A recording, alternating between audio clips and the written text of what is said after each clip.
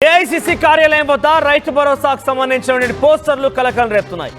తెలంగాణ రాష్ట్రంలో రైతు భరోసాకు సంబంధించిన అంశంలో 15,000 రూపాయలు ఇస్తామంటూ రాష్ట్ర ప్రభుత్వం చెప్పుకొచ్చింది. ఏకంగా రైతు డిక్లరేషన్ పేరిట వరంగల్ నిర్వహించిన కార్యక్రమంలో భాగంగా ఏకంగా రాహుల్ గాంధీయే ఈ మాట చెప్పుకొచ్చారు. కానీ ఇప్పుడు రైతు భరోసా విషయంలో రాష్ట్ర ప్రభుత్వం వెనక్కి తగ్గింది.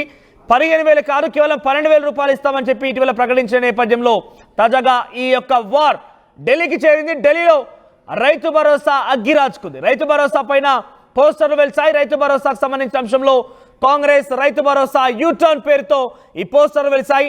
రైతు భరోసా మొత్తం తగ్గింపులకు నిరసనగా ఈ పోస్టర్ వెలిసినట్టుగా తెలుస్తోంది.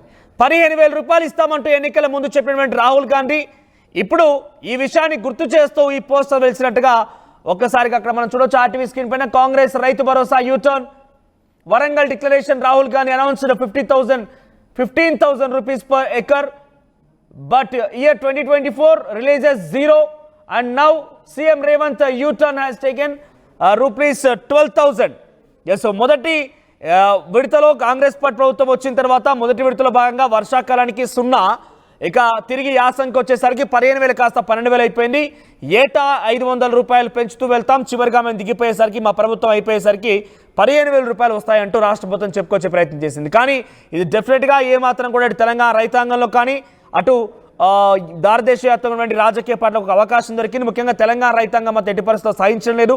₹1 కూడా ఒక సంవత్సరం విడుదల చేయడం లేదు. ఇప్పటివరకు ₹1 విడుదల చేయలేదు. పైపెచ్చు 15,000 రూపాయలను కాస్త 12,000 రూపాయలుగా మార్చడం అనేది చాలా తీవ్రంగా తెలంగాణలో కూడా విమర్శలు ఎదుర్కొంటోంది కాంగ్రెస్ పార్టీ.